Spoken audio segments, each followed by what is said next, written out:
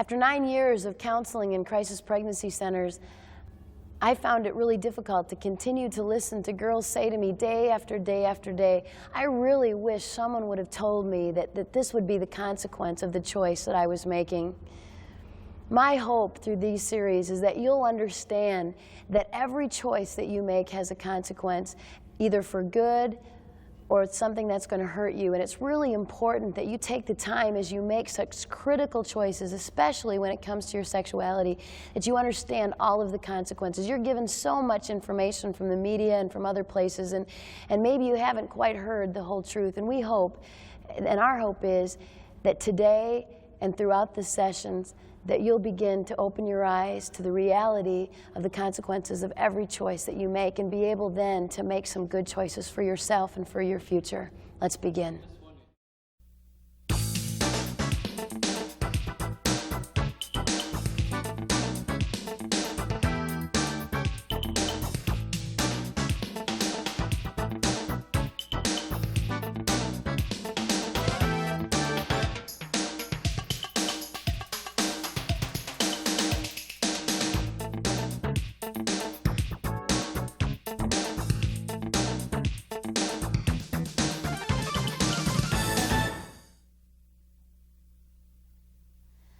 I've been speaking full-time for about 4 years. I currently speak to about 250,000 high school and junior high students all over the country. And I've learned a lot from the students that I've spoken to these last 4 years. I hope that today you'll learn something from me, but maybe more importantly, I would like to hear from you and would love to give you an opportunity to write, to talk to me, to ask questions, and we're going to get an opportunity to do that here later. But I really hope that you'll be able to take something from this back with you, and that it will change the way you think and hopefully then change the way you act. Before I began speaking full-time, I spent 9 years counseling in crisis pregnancy centers in Chicago and in Minneapolis, St. Paul. And for 9 years, I'd have girls in my office, and these girls would say to me, Pam, if I would have known that this is what was going to happen to me, I would have made a different choice. Nobody told me. I began to ask these girls in my office, what could we have said? What could someone have said to you before you made your choice that might have helped you to have made a better choice? And after 9 years, I realized there were a lot of students out there making choices about sex, having absolutely no idea what the consequence of that choice would be. So we're going to talk about today. I want you to understand that I didn't come to your school to decide for you what you're going to do about sex. It's not why I'm here. I can't make this choice for you. I understand that. Your parents can't make this choice for you, although I'm sure there are a few of them that wish they could. I've already told my 10 and 11-year-old at home that when they turn 12, I'm putting them in a box, locking it and feeding them through a window till they're 19. Then I started speaking at colleges and had to up my age to 24. I'd love to protect my kids from the pain I have to see every day. Can't. All I can do is love them, tell them the truth, hope they make good choices. My goal this morning is this, that none of you would be able to leave here and ever again have to say to a physician, to a counselor, to your future husband or wife, nobody told me. I didn't know. Today you're going to be told. What you choose to do when you walk out of here is up to you. But we're going to take this short period of time to think about one of the most important choices you have to make as a young person. Let me start by saying this. When sex happens within the boundaries for which it was created, it's awesome. When it happens outside of boundaries, it's horribly destructive. It's kind of like fire. Fire in my fireplace at home in Minnesota is a good thing. Heats my house, looks pretty. Fire in the middle of my living room floor, however, is not a positive thing. It could burn my house down and hurt my family. It has to have boundaries. Sex is the same way. 14 years ago, I walked an aisle and I said these words to this young man whom I loved. You and you only. For better, for worse, for richer, for poorer, in sickness and in health, till death do us part. I was brain damaged. So was he. Guess what we got? Sicker, poorer, and worse. It's what marriage is all about. Sorry to burst your bubble. Somehow before we get married, we think marriage is going to be happily ever after, excitement, heart-pounding romance, one big long date. And I know why you guys think that, because you look at your parents' marriage, and that is the most romantic relationship you have ever known, right? You know yours is going to look like that. I got married, thought it was going to be one big long date. My marriage didn't look like that. I looked at my husband one day and said, my goodness, it's got to be you, because I'm the most exciting thing that ever lived. Obviously, if there are problems in this marriage, it is your fault. Maybe if I dumped you, got a better guy, I'd have a great marriage. You know what? My marriage has problems. I'm in it. Someday when you get married, your marriage is going to have problems because you're going to be in it. You're not perfect. The person you marry isn't going to be perfect. I didn't say if. I didn't say I'll stay married to you if you treat me the way I expect to be treated. Put your socks where they belong, and if you don't gain 500 pounds in the next 10 years. I didn't say that. I said I'm committed to you for the rest of my life. Students, that's a safe context for sex. Not love, not mushy feelings, commitment. See, because if you're going to open yourself up so completely, so intimately, if you are going to give everything you are to somebody else, physically, emotionally, and spiritually, if you're going to become one flesh, you better know that they're not going to walk away. Because if they do, you'll pay. You'll pay. There's a cost. What we're going to talk about today is that cost. Physically, emotionally. Then we're going to talk about some boundaries that we can put in place to help us say no until we're in a marriage relationship. If you forget everything I tell you, and there's only one thing you can remember from me, this is what I want you to hear. If you have sex outside of marriage, you're going to pay. No one has ever had sex outside of marriage and not paid. The question we're going to ask is, what's the cost? And is it worth paying? Physical cost. What are most teens who are having sex afraid of? What's their biggest fear? Like having kids or something like that? Pregnancy is exactly right. Pregnancy is the biggest fear of teens having sex today. That doesn't make any sense to me. Got a news flash for you today. Pregnancy's not a disease. It's survivable. You can live through that. I've had girls in my office for years. They're all scared. They're waiting for a pregnancy test. I walk in, look at this girl, and say, your test is negative. She gets this look of relief over her face like, I'm off the hook. I'm not pregnant. Let me out of your office. Wait a minute. Have you been tested for syphilis, gonorrhea, herpes, chlamydia, trichomonas, vulvodynia, arthritis, hepatitis B, HPV, HIV? Have you been tested for these diseases? Me? I would need to be tested for that? You're in my office thinking that it's possible you could be pregnant, and you don't think you could have a disease? Students, you have a 4 times greater chance of contracting a disease today than you ever have of being pregnant. And yet pregnancy is what you're worried about. Girls, you actually believe that that time of the month can come around, you know, and you can just kind of go, oh, 4 more weeks, I'm off the hook. Really? As if pregnancy was the worst thing that could happen. Your pregnancy's survivable. I can walk you through that. I won't kill you. There are far worse things than that. However, over 9 years, I've had to tell a lot of young girls that their test was positive. Immediately, this girl wants an easy, painless way out of this pregnancy she didn't plan. I have to look at this girl and say, guess what? Your choices at this point are bad, terrible, and even worse. Those are your options.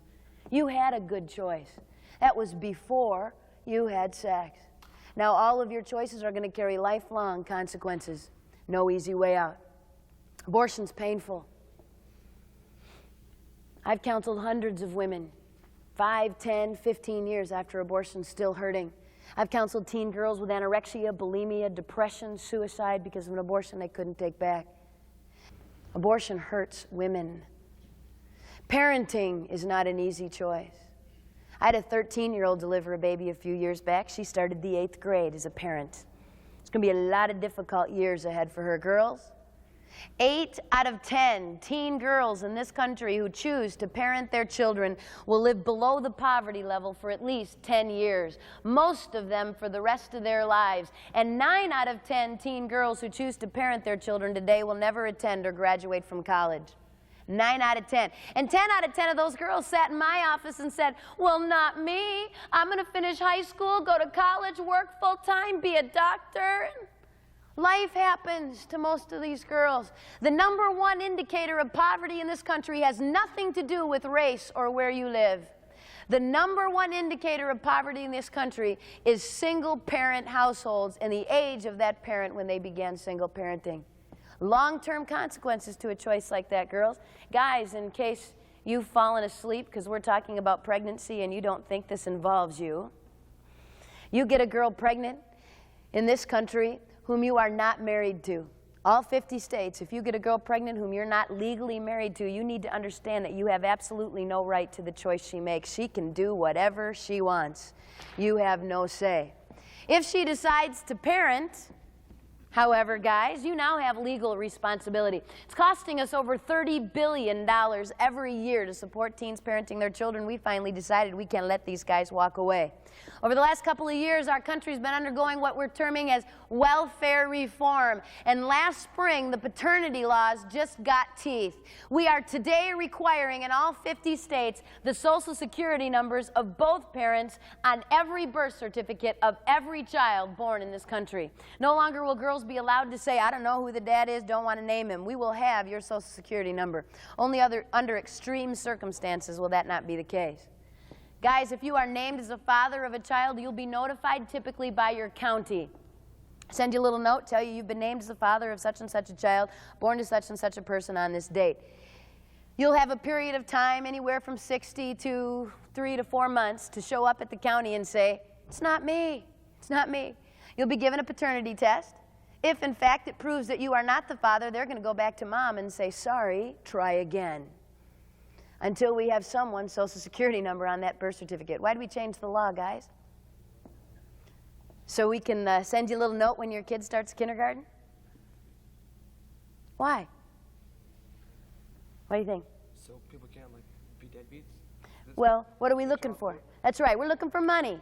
Right? That's how we track your income. Guys, it's going to cost you over the next 18 years between $60,000 and $80,000, and your pay will be garnished. If you are not working, you'll incur debt, and when you do get a job, it's going to come out of your paycheck. This is not a bill the state of California will politely ask you to pay. This is going to come out of your paycheck before you ever see it.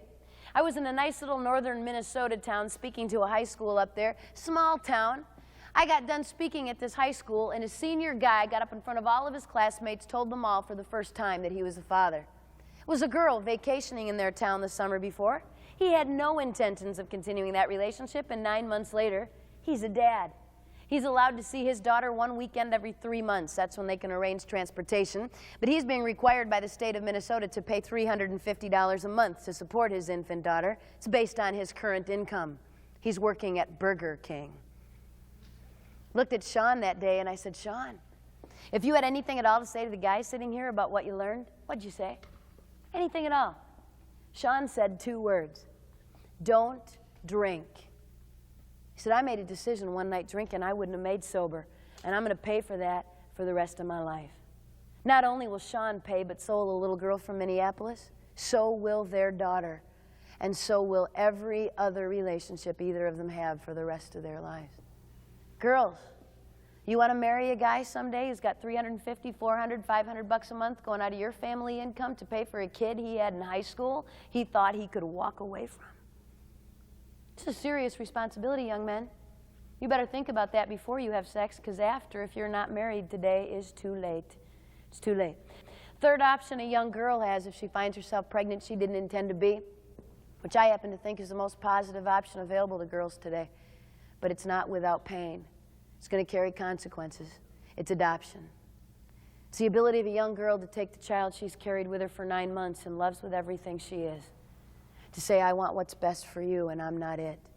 And I'm willing to go through this pain to give you a family. It takes a lot of courage, a lot of maturity, and a lot of love. Not an easy choice.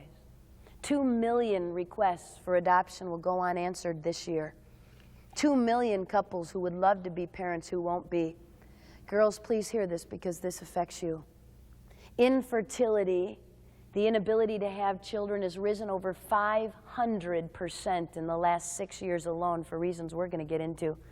You find out later in your life that you can't have children for whatever reason, chances you'll be able to adopt an infant in this country aren't good. Average adoption today takes between 8 and 10 years and costs between $10,000 and $20,000. There aren't infants available today. It takes a lot of love for a girl to give her child a family, and then to give that couple the privilege of being parents who otherwise might not be. 33 years ago in Michigan, a young 15-year-old became pregnant. She had a lot of difficult choices to make. Maybe more so than some girls, she was raped. Abortion was legal in the 60s for rape in Michigan. This young girl chose to give her child life and then to place that child with an adoptive family. And that child was me. My biological father is a rapist. I don't even know my nationality. But I am still a human being. And I still have value. And my life isn't worth any less than yours just because of the way I was conceived. And I did not deserve the death penalty because of the crime of my father. And I've heard the rhetoric. And I've listened to people say, every child, a wanted and planned child, you're a mistake. I don't believe that. I believe that every child is wanted by someone. I've not met my birth mom. Someday I hope to. And someday when we meet, I'm going to wrap my arms around her and I'm going to tell her I love her because she loved me.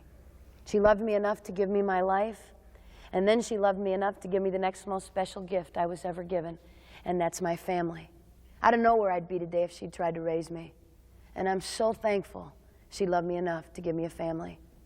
Students, I came to your school today because I wouldn't want any of you sitting in here to ever have to make a choice like this. I've spent 9 years of my life walking girls through these choices, and let me tell you right now, there is no easy way out. The best choice is before you have sex. After that, your choices are going to get really tough. But hear me today, if you, someone you care about, were to find yourselves pregnant you didn't intend to be, please get some help. Don't make a choice like this alone. Make sure you find out where the Crisis Pregnancy Center is close to you, where there's help, someone that can help walk through this crisis with you. Don't go through it alone. Pregnancy is survivable, though. We can live through that. That isn't the worst thing that could happen if you decide to have sex today. Far worse things than that.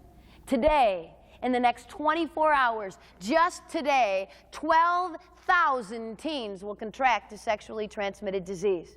Today. 12,000 more tomorrow. 12,000 teens who got up this morning and said, like maybe somebody sitting in this room, it's not going to happen to me. Pam, that happens in Minneapolis and Chicago and LA and really scary places like that, but it doesn't happen in our town. And we're okay over here. You're wrong. In the 1950s, we had 5 sexually transmitted diseases we knew about and were treating today, and we've got over 50. Over 25 of them are significantly prevalent among teens today, and 30% of those are absolutely incurable. That means you get one of these diseases and you've got it for life, which is a lovely thing, guys, when you're getting ready to get married. You found this girl you love. This is it. She's the one you want to spend your life with. You pull out that diamond, you look her in the eyes. If you're really cool, guys, you'll get on your knees. Okay? You say, marry me. By the way, I've got genital warts. You'll get it too. We'll both be treated for the rest of our lives. In fact, you'll probably end up with a radical hysterectomy, cervical cancer, and possibly death. But marry me. I'm excited now. Thank you for sharing. Right? I mean, isn't that what you'd want to have to tell the person you're spending your life with someday? Lovely. HPV, genital warts, syphilis, gonorrhea, herpes, chlamydia, trichomonas, vulvodynia, arthritis, hepatitis B, hepatitis C, HIV, list goes on and on and on. These are serious diseases.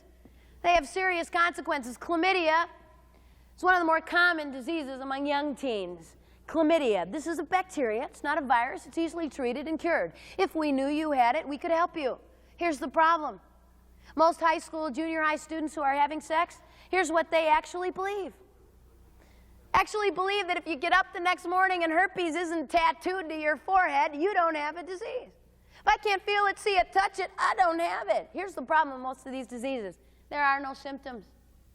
You can't treat a disease you don't know you've got. We've got thousands of teens out there having sex going, well, it's not bothering me. Oh, I don't have a disease, never been tested, but I'm sure I don't. You have no idea. Girls, can I say this to you? Girls, you contract chlamydia one time in your lifetime, and there's a 25% chance you'll be sterile for the rest of your life. Contract this bacterial disease twice, girls, it jumps to 50%. Contract chlamydia 3 times, and there's a good chance you'll never have children. That guy can break up with you, walk away from you, meet another girl, marry her, and have a family. And you are scarred for life. We got women in their 20s, early 30s saying, I'd like to start my family, I'm ready. They try, can't get pregnant. They go running to an infertility specialist. He checks and says, my goodness, you've got all this scar tissue in your fallopian tubes, your ovaries, your uterus. You have pelvic inflammatory disease. You had chlamydia. What? I had a sexually transmitted disease? Well, how could I have had a disease and not even know? It's too late. Girls, I can't even the score here. You're going to pay a higher price every single time. Please don't miss this. Girls, you have an open sexual system. He has a closed sexual system. You are easier to infect, and you are far easier to damage on a permanent basis. You have to release an egg from an ovary. It has to make its way through a fallopian tube. It cannot be scarred in any way. Conception takes place. That conceived egg now has to find a place along the uterine wall to attach itself. There can't be scarring or infection. We need to get nutrients. We have to house and feed this child for 9 months, and then we deliver. He produces sperm. Not that hard. Okay? You're more complicated, girls. You're easier to damage. You hear that? Okay, you need to know that. And you know, even as I say that, I've traveled all over this country, and there are young men, I've met a lot of them all over the country with so much integrity who actually do care about you, the kind of guy that would look at you and say, you know what, I love you. And I might be able to walk away from a relationship like this without permanent physical damage, but you might not. And I wouldn't even take the chance on hurting you. I wouldn't even take the chance. Unfortunately, there are some guys who don't care. And as long as it doesn't damage them permanently, they're going to do what they can do and move on. Be really careful who you're dating, girls. Be really careful. I was in Atlanta for the Through the Roof campaign. We had 40,000 teens in the Dome in Atlanta. It was awesome. Got a call at my hotel from a couple I'd met in the Atlanta area a few years earlier. They said, Pam, it's really important. We need to meet. Can we do this face-to-face? We want to talk. First time I met him, they said, Pam, we've got an agency, an attorney, a home study. We've been waiting 8 years for a baby. If you hear about a girl who might consider placing, tell her about us. July, got the call they'd been waiting 8 years for. There was a baby girl for them. They were so excited. They went out, bought pink, decorated their nursery, brought their little baby home from the hospital. 3 days old. They named her Anna Grace. Next day, Anna Grace wasn't eating well, was listless. Angie thought, maybe I'm a new mom. I don't know what babies are supposed to be doing. She got scared, called her pediatrician. Doctor said, bring the baby in first thing in the morning. Monday morning, they brought little Anna Grace to the doctor. Chris is holding the baby. Angie's filling out all the paperwork. Looked over at her infant daughter, who began to foam at the mouth and stopped breathing. She was rushed to an emergency room in Atlanta, where she died 6 hours later. Anna Grace had herpes. 14-year-old birth mom, her name was Robin. She gave herpes to her daughter during vaginal delivery. It's fatal to infants within days or weeks. Robin came to the funeral, and in tears, she looked at Angie and said, I was in the 8th grade. And I went to a football game on a Friday night, and an 18-year-old kid took me behind the bleachers, and my life will never be the same. Not only did this beautiful little 8th grader get pregnant that Friday night, but she contracted a virus, herpes, which she will have for life, which she'll give to her husband someday. She took the life of little Anna Grace. Students, just this week on the news, just this week, the CDC released statistics that herpes has increased 4-fold among teens and doubled among people in their 20s. There is no cure for this. Angie looked at me in tears. She said, Pam, please don't let our daughter die in vain. There are thousands of teens who have absolutely no idea it takes once. It takes once. Some of you sitting here are going to get a second chance to make this choice today. Some of you might not. And that's why it's so important you think about this stuff sitting here, not in the back seat of somebody's car on Friday night. Okay? Hpv Human Papillomavirus. This is also a virus. Contract this, you'll have it for life. Pass it on to everyone you have sex with after infection. This is the fastest growing STD among 16 to 24-year-olds today. Also the most highly contagious viral STD we know. This is not transmitted the same way as HIV. We're going to talk about that in a second. Hpv Human Papillomavirus. Street name for this virus is genital warts. Basically, this is warts on your genital area that need to be burned off periodically, either through laser surgery or chemicals. We used to think that was the only big deal, you know. It's gross. You'd have to go back and have warts treated. Till we realized a few things about this virus. Number one is this. You can carry and transmit this virus to a partner without ever having warts. In fact, the most cancerous strains of this virus, and there are over 50, the most cancerous strains of this virus don't produce warts at all. Girls, if you do get warts or lesions as a result of being infected with this virus, girl, typically they will be on your cervix. When was the last time you saw your cervix? Not a part of your body you can see, okay? I know when I'm in a high school and I say genital warts, we got kids out there, and this is what their mind is going, well, I've had sex, and she said that wart thing, and I've never seen a wart. I don't have it. If you've not been specifically tested by a physician for this virus and you've had sex, you don't know that you don't have it. HPV is the #1 causal agent of cervical cancer in women. It also causes cancer of the uterus, vulva. This is a very serious cancer-causing agent for women. We've got girls as young as 18, 19, and 20 undergoing radical hysterectomies because of cervical cancer. In fact, girls, more women died in 1995 of cancer-related illness due to this STD than died of AIDS. This sexually transmitted disease killed more women in 95 than did AIDS. And we're not talking about this? Not telling our daughters this? We're not wearing red ribbons on MTV for them. Most of them in their 30s. I used to think when I was your age, 30's old. I'll be ready to die. We all know there's not life after that. If you've not done what you need to do by then, hang it up. It's certainly downhill from there. Right? Then I turned 30. Guess what? It's not that old anymore. What would it be like to find out you got cancer in your 30s because of choices you or your husband made in high school? You can't take back. I had a 10th grade girl stop me after an assembly, tears coming down her face. She said, Pam, 3 months ago I went to a party, I got drunk, had sex with this guy, I don't know where he's been, I'm really scared, what do I do? I said, you need to get tested, please do it today. If you can't get in to see your family physician today, you get in tomorrow, but you got to be tested. Don't continue to think that this isn't going to happen to you. She called my hotel that night in tears.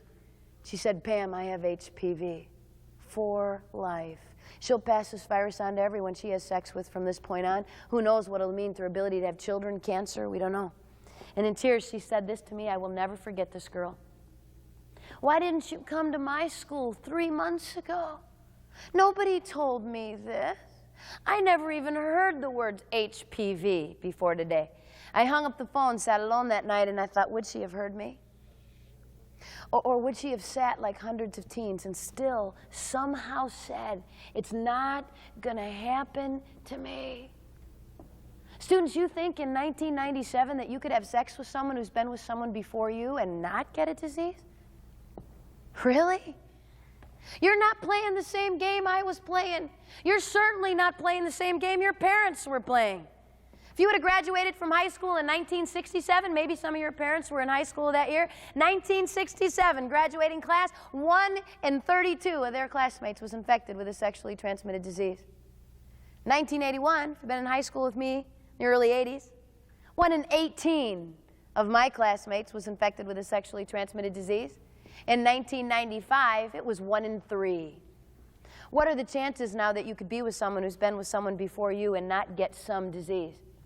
It's not possible. Hopefully it's one we can treat. And when we're talking about this virus, human papillomavirus, not all the other diseases, just this disease, HPV, the American College of Obstetrics and Gynecology is today estimating, students, that 46% of all sexually active singles, 46% of the students at your high school who have already had sex are already infected with this virus. That's 1 out of 2. And there is no condom in the world that will protect you from this particular disease. This isn't a disease of blood and semen. This is a disease of the entire genital area. All it takes is skin contact anywhere in the genital area and you're infected for life, and will infect everyone you have sexual contact with after that. It doesn't take sex.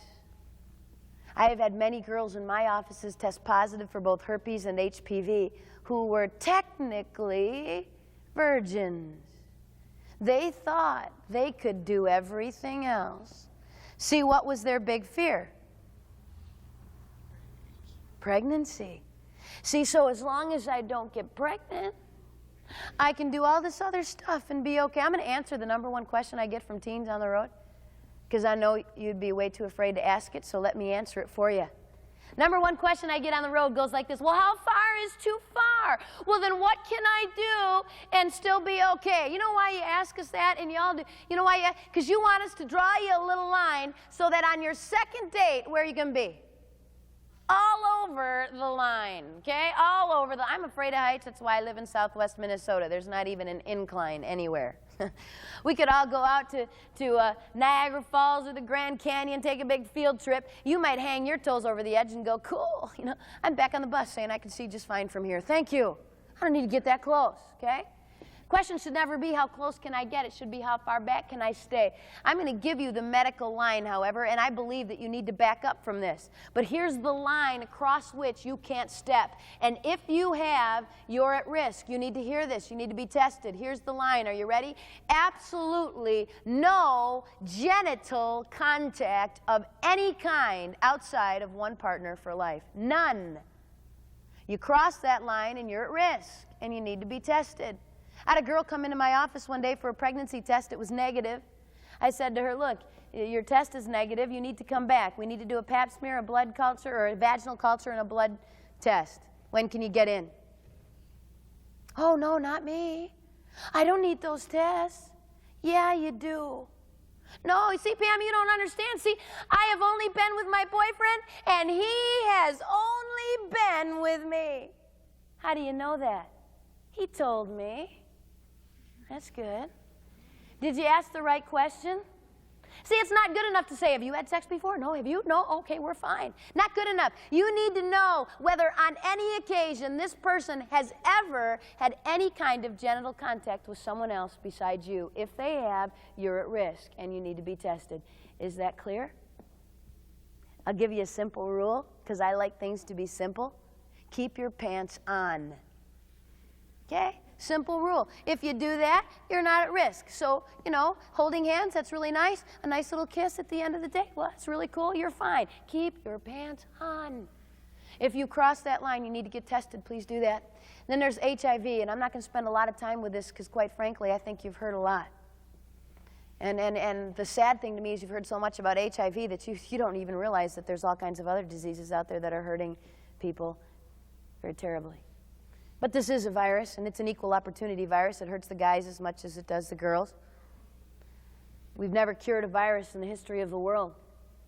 In light of that, what are we telling you to do to make sure you don't get this particular virus that will eventually kill you? I'm going to say 2 words. You gotta play this game with me. Are you ready? Here's the rules. I'm going to say 2 words, and I want you, when I say these 2 words, to say out loud. Don't have to raise your hand, okay? Everybody participate. Out loud, the first thing that comes into your mind when I say these 2 words. This is a Freudian experiment. I don't want a paragraph. I just want 1 word, okay? And I want it to me, not to your neighbor. Are we all ready? Here we go. These 2 words. Safe sex.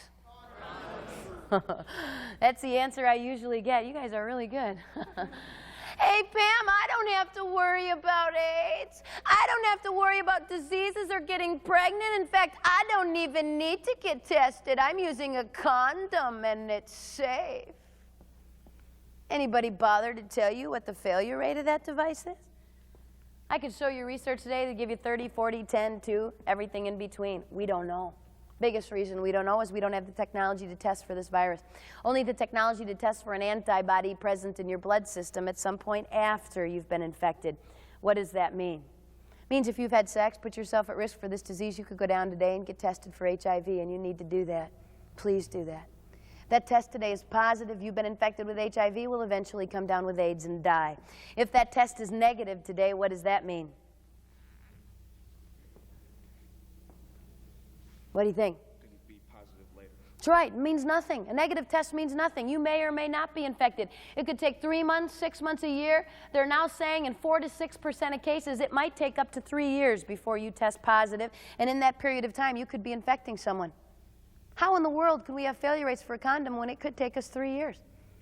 Difficult. We do have failure rates for pregnancy. That's easier. It only takes 10 to 14 days to test for that, and we've been testing condoms for failure for pregnancy a lot longer. Current failure rate for pregnancy is 10 to 30%. 1 in 5 teenagers using a condom will be pregnant within 18 months. How many days out of the month can you get pregnant? It's a biology quiz. Got to go back to biology. Think hard.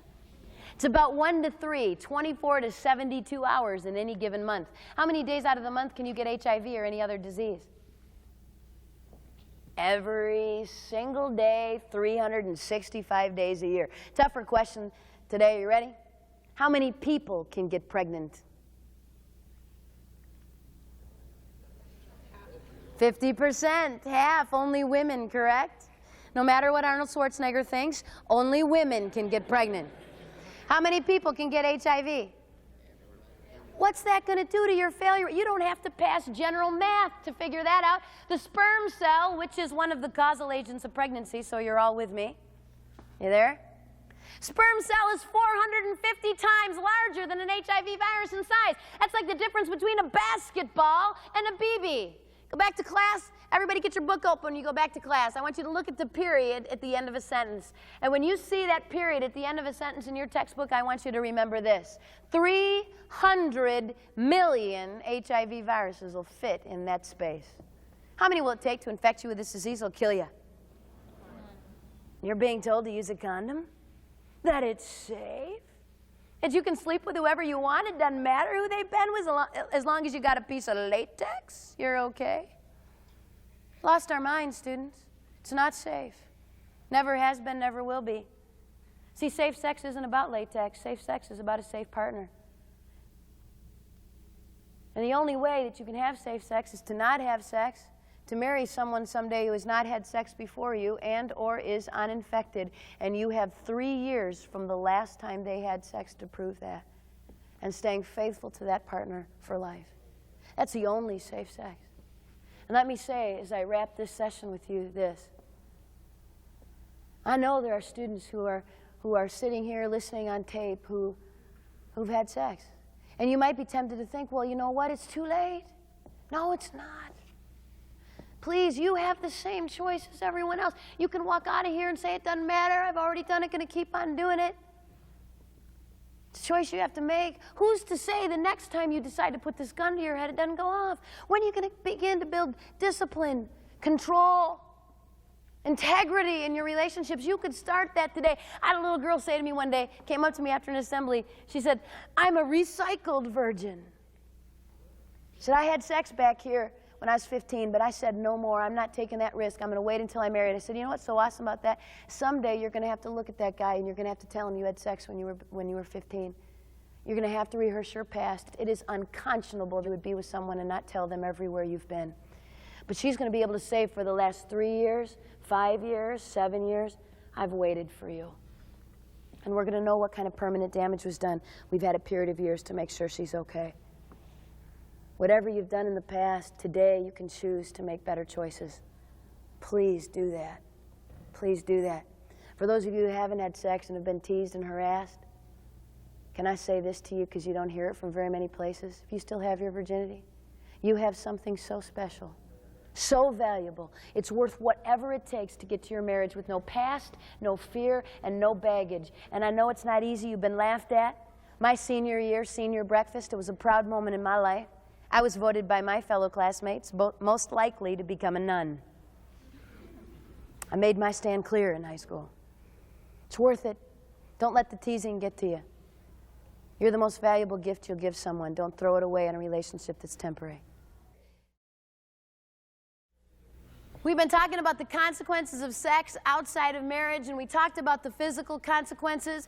But even if we could provide a condom that would work 100% of the time, that you could know that you'd never get pregnant, you'd never get a disease, are there other reasons why you might want to wait? I think so. I'm just stupid enough to think that sex is more than a biological act to meet a biological need. It's more than a hormone you can't control, an itch you've got to scratch. It's far more than that. It involves more than your body. It involves you. I was on a plane heading to Cincinnati, and this is typical plane conversation. I was sitting next to this businessman, and he goes, oh, going to Cincinnati, what do you do? I'm a speaker. Oh, what do you speak about? Or who do you speak to was first. I speak to high school, junior high, college students. Oh, well, what do you speak about? Sex. He'll either go back to his reading material or decide to talk to me. This guy thought he'd engage me in conversation, and he said, oh, that's really interesting. What do you tell students about sex today? So we tell them to wait and not have sex until they're in a permanent monogamous relationship. By now, the entire plane is listening. And this guy looks at me and he goes, "What? Are you crazy? They're all doing it. They're animals. They're out of control. What's the success rate of a job like that?" Before I tell you what I said to this lovely gentleman on the plane, can I apologize to you for adults who would have ever walked into your life and said you're no better than the family pet? You know, you're no different than a cow, pig, cat, dog. You're going to turn 12, 13, 14, start walking the school halls going, "Arr." It's not going to matter what fixes the problem, right? We got to have the problem fixed. This is not a hormonal problem. You have a choice. So do I. It's not about hormones you can't control. I said to this guy, I said, first of all, let me tell you this, not everybody's having sex. There are thousands of teens across this nation who are not having sex. I stood in Atlanta, Georgia in the Dome with 40,000 teens and over 1 million commitment cards signed by students across this nation saying that, believing that true love waits. I make a commitment to myself, to my family, to those I date, and my future spouse to remain sexually pure until I enter a covenant relationship. And we stacked those cards from the floor of the Dome through the roof twice. There are thousands of teens who aren't having sex. Not everybody's doing it. Second thing I said to this guy was this: your yes to sex and my yes to sex doesn't mean a darn thing if we don't know how to say no. Anybody can say yes. It takes no talent or ability. It takes integrity, character, and self-respect to say no. See, sex is more than just a body. It involves me. Sex is a one-flesh experience. It has tremendous bonding ability. It was meant to be that part of me that I gave to my husband I didn't give to everybody else. That part of him that he gave to me, he didn't give to everybody else. It has tremendous bonding ability. When I didn't used to speak so much, I used to use duct tape. I'd take duct tape with me and I'd say, sex is the ability to bond two people together just like this tape. I'd take a big piece of that tape, rip it off, get my sleeve all rolled up, wrap that tape around my arm, and it'd stick pretty good the first time I did that. I'd say, I don't want the tape here anymore, and I'd rip it off, and pieces of my arm would come with the back of the tape. Move it on to the next person, stick it to their arm. It'll stick a little.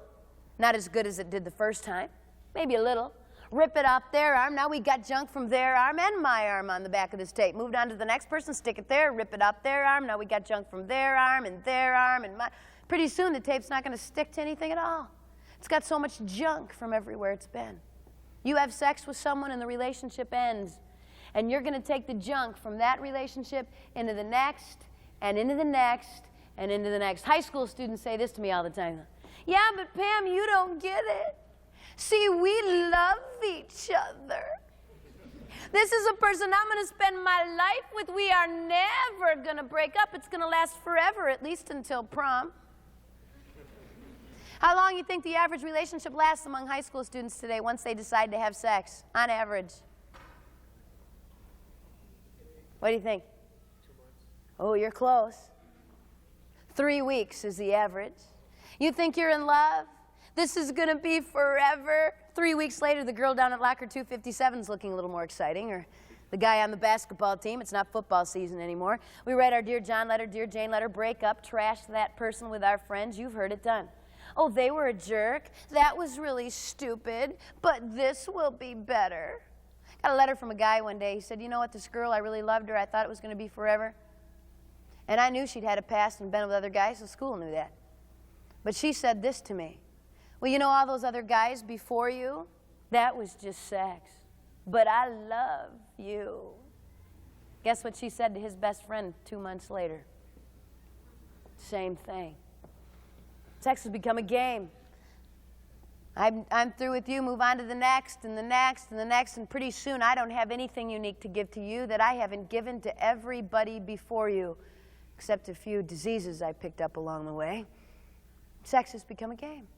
Something we do here because we're bored and there's nothing better to do in our town. Don't have anything else to do, I guess we may as well do that. I met my husband in college. He was 23. I met him. He was a virgin. That was important to me. I wanted a young man of character and integrity. Wanted someone I could trust. I wanted the kind of guy that treated women with respect, not as objects to be used and dumped when they were through. And my husband said, I love you to me 14 years ago when he married me, not with his words, but with his life. So I was worth waiting for. You're the most valuable gift you'll ever give someone someday. Throwing it away on a relationship that's temporary is not always the best idea. You can't take it back. See, you can't say, oops, I didn't mean to give that to you. Can I have it back now? It's gone. You gave it. That's why it's so important you take it seriously. I was speaking at a parochial school, got done with the day, and this young man, senior, good-looking guy, found me at the end of the day, and I could tell he wanted to make sure that nobody saw him talking to the sex speaker, okay? So once he was sure none of his buddies would see that he was talking to me, came up to me and he said, I need to ask you a question. He talked to you. He said, Pam, you scared me to death today. It's really what's going on. He said, well, you know, first of all, I need you to know I'm a senior. I've been dating this girl for 2 years. She's awesome, perfect, beautiful, wonderful. 10 minutes of that, he was whipped. This was an awesome girl, okay? One of the things he really loved about her, knew he was going to marry her, she wouldn't sleep with him. That was important to him. See, he did this kind of thing that some of you tend to do. Well, I'm going to have my fun now, but when I get married, then I want someone with integrity. But for now, we're just playing around, so it's okay. That was maybe his mind, I'm not sure. But this was the girl he was going to marry because she had integrity. I said, well, what's going on? He said, I scared you. What's the deal? He said, well, just before school started this fall, me and my buddy went to a party. They lived in a town that had a college campus right there in the town, and they were on the college campus probably trying to pretend that they were, in fact, college students and not seniors. And there was some drinking involved, this party, and his exact words were these. This college freshman, this girl, she threw herself at me. What was I supposed to do? He said, I regretted it immediately. I regretted it. I put it under the rug and tried to pretend it didn't happen, and then you showed up at my school, and I know I need to get tested, Pam. I know you're going to tell me that. I said, yeah, you do. He says, I'm afraid you're going to tell me I need to tell my girlfriend what I did. I said, yeah, you are. Yeah, but she threw herself at me. What was I supposed to control? Fast forward this tape with me, will you? Let's fast forward this tape. 6, 7, 8 years down the road, you've married this beautiful, perfect, awesome girl. You got 2 beautiful, awesome kids.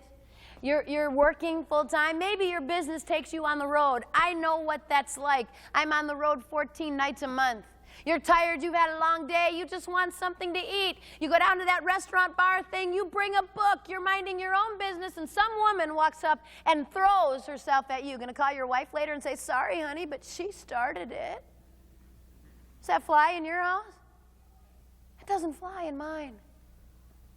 Students, let me say something to you that wasn't said to me. And I grew up with a family who loved me and told me the truth and told me I needed to wait until I was married to have sex. And I grew up in a church that gave me that same message that said, you need to wait. But here's what I thought. I thought, I'll have to suffer. It'll be really hard and take 185,000 cold showers, and I'll have to really control this. And then after I get married, I'll never struggle again. I was wrong. Students, we're not talking about abstinence. We're talking about chastity. It's a different thing. It's called discipline sexually. Discipline. I have to practice it too. This is not a bunch of big adults walking into students' lives and saying, we can do whatever you want. Don't you do that. No, I have to struggle too. And it's not easy. And let me get real honest with you. The struggles sexually that I've experienced in my life have been far greater after marriage than they ever were before. What makes you think that you cannot control it over here and that someday you're going to get married and be able to control something you never controlled? See, in the 60s, we did this. We said, hey, free sex. We can do whatever we want. It's fun. Everybody sleep with whoever you want. No control. And someday we'd put a white dress on, a tux on, and the magic discipline fairy would sprinkle dust on us, and we would be able to control what we never controlled back here. We were wrong. Today, 80% of married men admit to having sex with someone else besides their wife during their marriage, and 67% of married women admit to the same thing. And I bet if we take a little field trip this weekend, and we'd all go out to the churches in the area, and we'd find where the weddings were taking place, and the beautiful bride and the groom, and we'd walk in and say, do you love each other? Yeah, I love each other. Gonna be together forever? Yes, forever. Gonna be faithful to each other? Gonna sleep with anybody else? No. 8 out of 10 of them would be wrong. 8 out of 10 of them would be wrong. Students, I finally got smart. My friends used to say to me in high school all the time, well, everybody's doing it. It's just sex. Lighten up. Finally, I got smart enough to look at my friends and say, I don't want what everybody else has. I don't want your disease, your pregnancy, your infidelity, your divorce. I want something more than that. If you want something more than that, you got to choose here. And the choices you make dating are going to affect the relationship you have permanently someday. Long-term stuff, students. Guys, respecting your wife doesn't start when you meet her or walk an aisle. Respecting your wife starts right here. And guys, let me tell you something. Your wife is going to be out Friday night with somebody else. 92% of you won't marry the person you date in high school. Most of you are going to get married to someone you date after your high school experience. Which means, guys, your wife's going to be out this weekend with somebody else. What do you want that guy to do with your wife this weekend? Girls, your husband's going to be with somebody else this weekend. What do you want them to do? You can't take it back. You can't say, oops, I gave that, I didn't mean to. It's really important to think about those things. So what if we're going to wait? If we say, you know what, Pam, we're going to wait. I don't want to have sex. I want to put the boundaries on. How can I date and still have fun and still, do the things that high school students do in relationships and learn about each other and have all this fun without making it sexual? How can I keep the sex out of it? Let me tell you something. First of all, if you've had sex and you're in a relationship that's sexual, you have an opportunity to stop right here. You have an opportunity over the next few years to begin to build that integrity. I did pre-marriage counseling for the first 2 or 3 years of my counseling practice as an internship deal. And when I would have a couple come in and say they were going to get married, I needed to know their sexual past and I needed to know whether they were currently sexual. And if they were currently sexual with each other, I needed about a year. I said, you know what, can you wait a year? And you need to stop. You need to stop for a year. You need to give each other trust. You need to give each other that knowledge that this is something you can control. If you've gone from one sexual relationship to another, to another, to another, and you've never practiced integrity or discipline, you're going to be in trouble. I've said to students all over the country, if you've had sex, stop. If you're in a relationship that's sexual right now, stop. Begin to evaluate what's there, okay? Because sex is just clouding everything that's there. I had a girl say to me one time, yeah, but Pam, if I go to my boyfriend and I tell him I love him and I don't want to end the relationship, but I don't want the sex part, he'll dump me. Really, what's your relationship all about? It's about sex. Want to test a relationship that's sexual? Want to find out what that relationship is all about? You want to know whether or not they actually love you? Got a challenge for you. Stop. See what's left. If it's love, they'll still be around. If not, you just learned what you needed to learn about that relationship. It's better to learn it here. But is it going to be easy to wait? Whether you've had sex in the past and now you decide to wait, or whether you've not had sex ever and you're deciding that you are going to wait until marriage, is it going to be easy? Oh, it's rough. It's very difficult. I was fortunate enough to have parents who loved me a great deal. And because they loved me a lot, they had a lot of rules. If you think your parents are strict about dating, come talk to me. Mine were worse, and I am a semi-well-adjusted adult. I lived. I've had to go back and thank them for that. Thank them for all of those rules that helped me wait. I got to believe that there are parents represented here who love you. And I've been speaking to you from a counselor's heart these last 2 sessions. I want to speak to you a minute from a parent's heart. My children are 11, 10, and almost 3. My oldest, a 6th grader, is a girl, my only girl. I love her to death. She likes me. She still thinks I'm cool. I know in 2 years I'm going to be the stupidest thing that ever walked the face of the earth. I know that. I remind her every day I love her. And people, I got to believe there are parents represented here who love you, and I hope you talk to them. Sit down and have this discussion. Maybe go home today and say, hey, Mom, Dad, we had to talk about sex at school. I want you to hear something I learned. And after you pick them up off the floor, make sure they're still breathing, you can continue the conversation. Talk about it. Talk about it. First rule I had in my house, and is a rule in my home now for my children, is this: no dating at all, period, until you're 16. I can prove to you statistically, the younger you start dating, the more trouble you're going to get in. It's a been there, done that, bought the t-shirt problem. You start dating in the 7th and 8th grade, and by the time you're in the 10th grade, you're bored silly, and you got to move on to something better. Besides, get real honest with me, because I think you guys know this. Who are 12 and 13-year-old girls dating? 13-year-old boys? What are they doing? Calling up and saying, hey, pick you up on my bike. Want to go out this weekend? What is that? Who are 12, 13-year-old girls dating? Older guys, right? Can I love the younger girls here paying attention, maybe watching on video? Can I love the junior high girls real quick? If there is a senior high guy paying attention to you, let me be real clear with you. He doesn't care about you. Senior hires have always thought junior high girls were easy prey. The reality is this: that guy at 17 can't get anybody his own age to date him, so he's going to go younger and younger until somebody's stupid enough to do it. Don't fall for that.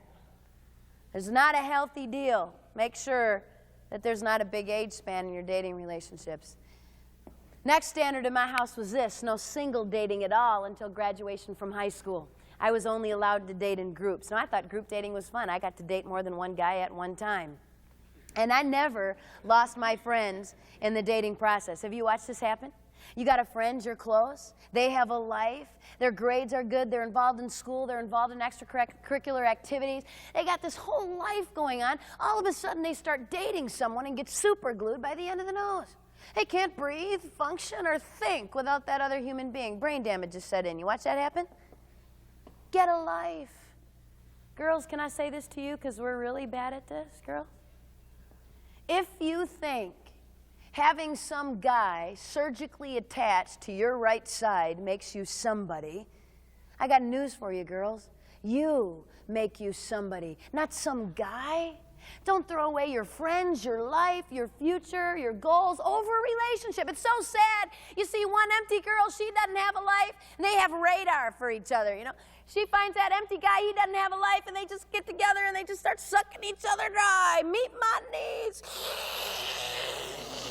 You know, 2 ticks and no dog, just going, meet my needs. It doesn't work. You need some balance. Life should be full of a lot of stuff, not just this date. I had a girl in Western New York a couple weeks ago walk up to me at school, take out her hand, pulled out her freshman, 9th grader, shows me her cubic zirconium ring, and says, I'm engaged to be engaged. What is that? Get a life. You know, I don't have a life. I have Steve. That's all. Balance is really important. Group dating will help you keep perspective so you don't lose everything for a relationship. We used to date that way. We used to date in 4 groups of 6, 8, whoever had the biggest vehicle. We had so much fun. Now what we've got is pseudo-marriages going on. I love you. Oh, they break up, lots of tears, and it's, oh, I love you now. Lots of tears when we break up, we move on to the next, I love you. And it's, what is that? You know, have fun, be friends. Don't do this tick thing, okay? You got that? All right, that's what dating should look like. Next thing you need to do in high school when you're dating is you need to date your family. You need to spend part of your dating time in your home with your family and in their home with their family. Guys, you want to know what this girl's really like? Want to know what it'd be like to live with this lovely young lady who just works so hard at impressing you? Talk to her brothers and sisters. They live with her. They'll tell you. Girls, you want to know what this guy's really like? Want to know what it'd be like to be married to this young man you think is so awesome? Watch how he treats his mom. Pay real close attention. I'm saving you thousands of dollars in counseling here if you'll pay attention right here, okay? This is worth gold. Besides, if you marry the person, who do you marry? The whole family. Spend some time around that family. We take that stuff into our relationships with us. And it's important that you understand the system that that person's coming out of. Next thing you need to do is take a quarter with you on every date. Don't leave home without it. This is your emergency quarter. I want it on your person where you can get at it. You're out on a date. Your date starts to say to you, come on, we can do this. This isn't sex. Everybody else do. I love you. Take out your quarter, look at your date kindly, and say, I don't know about that, but here's a quarter. You go call my dad. And ask my dad if it would be okay if we did that. Here's a quarter, call my mom. I'm sure she's home. I'll say no for my kids as long as I need to. You know why? I love them. You can do a lot to me. You can beat me up, steal my car, burn my house down, take my money. I'll probably forgive you. You touch my kid, you're dead, okay? Love my kids. Guys, I feel sorry for the young man that first asks my daughter out. We're going to have a discussion. First girl my son asks out, I'm going to call her up and I'm going to say, let's do lunch. I'll pay. This is my son, whom I love. Touch him and die. Okay? Guys, don't forget that girl you're dating, that girl you're taking to prom, that girl you're going out with, guys, that's somebody's daughter. That's somebody's little girl. They've invested their lifetime into her. Don't you dare hurt her. Girls, that's somebody's son. They're important to somebody. Make sure you respect that. Summer before my freshman year of high school, I made a commitment to wait to have sex. I get asked by the media everywhere I go, Pam, can teens decide not to have sex and keep that commitment? I mean, is it realistic? Come on. Yeah, it is. My best friend and I were at camp. Never forget, we had the sex talk. I really don't remember everything they said. I do remember that I decided I wanted to wait. We were walking back to our cabin that night. I said, Jody, I'm going to wait. What are you going to do? She said, I want to wait too. I said, will you help me? I'm going to help you. I'm going to be your worst nightmare, Jody, till you get married, and I give you permission to be mine. I give you permission to walk into my life and just slap me upside the head. Okay? I start looking like that tick without a dog. You just slap me. Okay? She was my best friend in high school. My roommate the first 2 years of college. I'd come back to the dorm from a date. She'd be sitting there studying, and she'd go, where have you been? How long were you there? What were you doing? She's a good friend to me. Jody ended up marrying the guy she started dating her freshman year of high school 8 years later, and they saved sex for their wedding night. She asked me to be a bridesmaid in her wedding. She was in mine. And of all the girls I grew up with in Grand Rapids, Michigan, there's one girl, one I still talk to today, and it's Jody. Do you have a friend like that? Not 3 or 4, okay, you'll get beat up. Just one really good friend. Sit down with that friend and say, hey, what are you going to do about this? I want to wait. Will you help me do that? So important that you have accountability relationships, that you have given someone in your life permission to tell you. I've showed up in a town in northern Minnesota to speak at the school. I got in late that night, and a superintendent called me and said, Pam, we got to cancel the assembly tomorrow. I feel really bad about this. I said, what's going on? He says, well, we're still kind of debating, but we're feeling like we better not do this. The weekend previous, there had been a party, big party at the school, and, well, somebody's house, I guess, a bunch of school kids involved, and there was drinking. And one of the young girls, Junior, got in a car with a young man who had been drinking, and they hit a tree. He lived and she did not. There was no blood alcohol level in her blood. It was just the guy. And they had just had the funeral that week, and I showed up on Thursday. And so it was a kind of a rough deal, and they didn't know if the kids would be ready. Finally, a couple of school board members said, you know what, this is the time to talk to kids about the consequences of their actions and their behavior.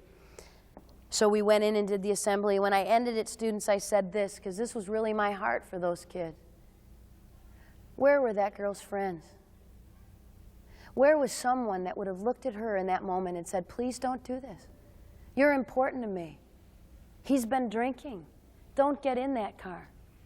Did she not have anyone that cared enough about her to say, I love you enough to step in the way here and tell you I love you and I don't want you to do that? That could hurt you.